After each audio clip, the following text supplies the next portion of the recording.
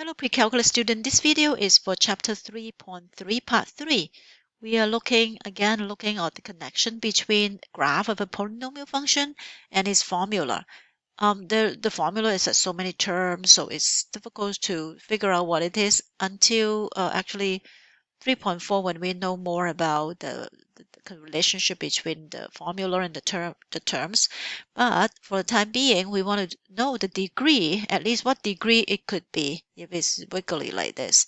So like this is the local behavior. The local behavior means there's some more than one term. It's not just a power function.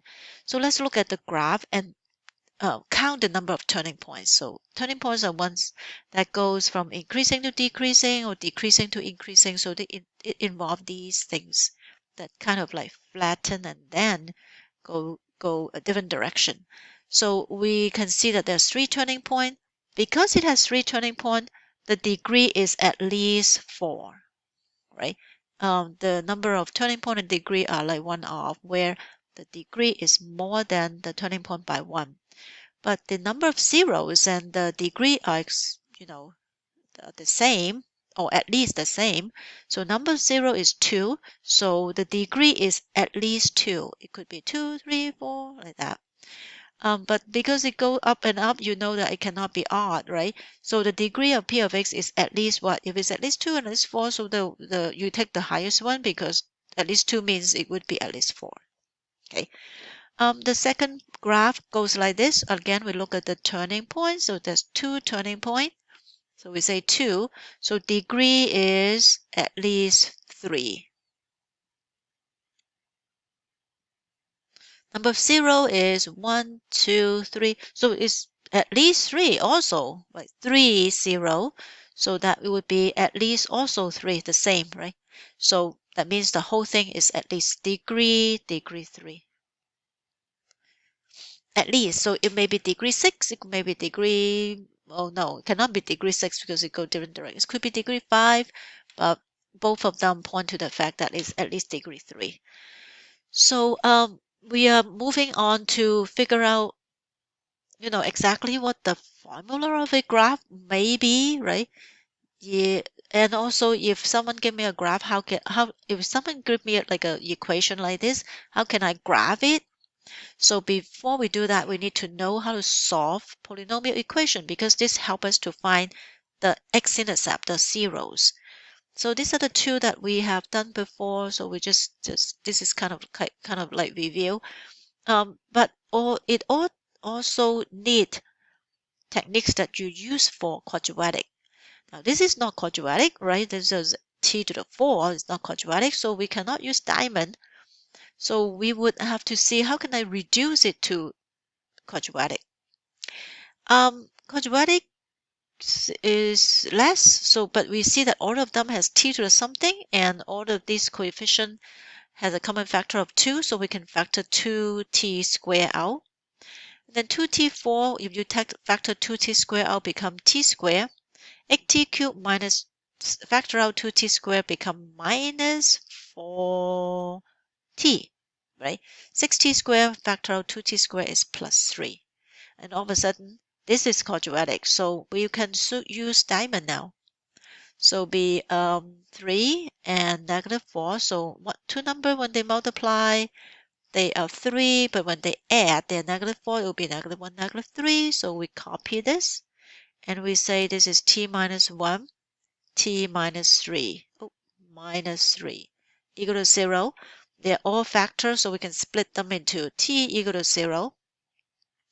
Basically, it's 2t squared equal to 0, but, and then you would just do square root, it's still 0.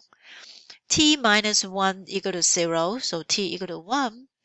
T minus 3 equal to 0, so t equal to 3. So we have 3, 0. That means this graph, if I graph it, I know that it would have an intercept here. Is intercept 1, is intercept 3. So, but how does it wiggle? Does it go up, down? So we will learn about this in the next section, okay, or next 2 sections. But at least you know that it passed through these points. So the next one, so this has x to the 3rd, so it's not a quadratic, but anyway, it has 4 terms, so we can try factor by grouping. The first two common factor is x squared, so we factor x squared first. And so this would be x plus 2. And then the last two common factor is 6. So we'll just factor -6 because I see a negative here. So this would be also x plus 2. X plus 2 is a common factor, so we can rewrite as x squared minus 6, x plus 2. Once it's all factor, so equal to 0, we can just split them as individual equal to 0. X squared minus 6 is equal to 0. X is equal to plus and minus square root 6. You put it on this side, then plus and minus. X plus 2 equal to 0. So x is equal to -2. So we know that would be 3, 0. Again, you can, kind of start to graph it. But how do I figure out where things are? Where's the end behavior and all those? So we'll talk about those next time.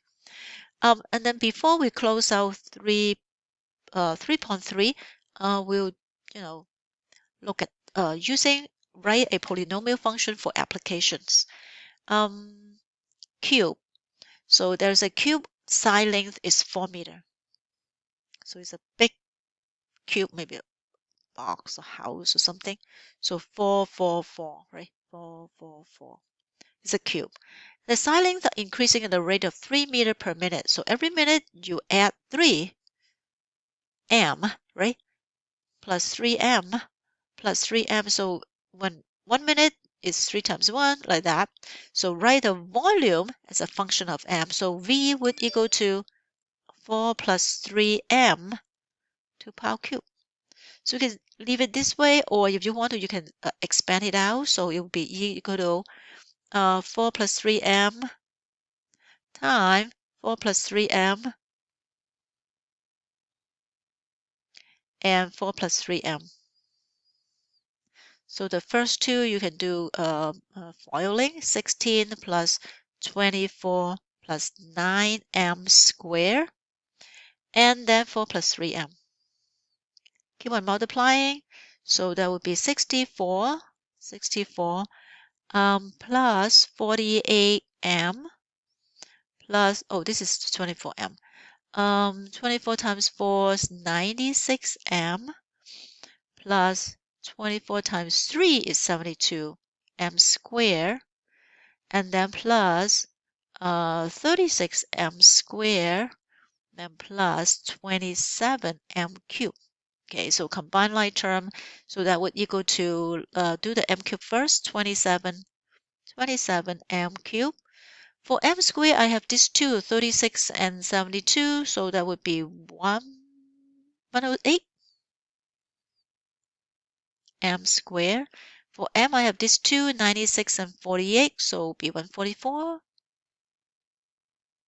And then the last one, 64. So this is V of m, the volume in terms of m.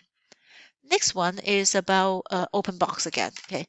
But, because it's a box, so we know that it is formed by cutting square. So this book's like to do cutting square from the corners. But we know the corner now is 1, 1, always 1, 1, 1, 1.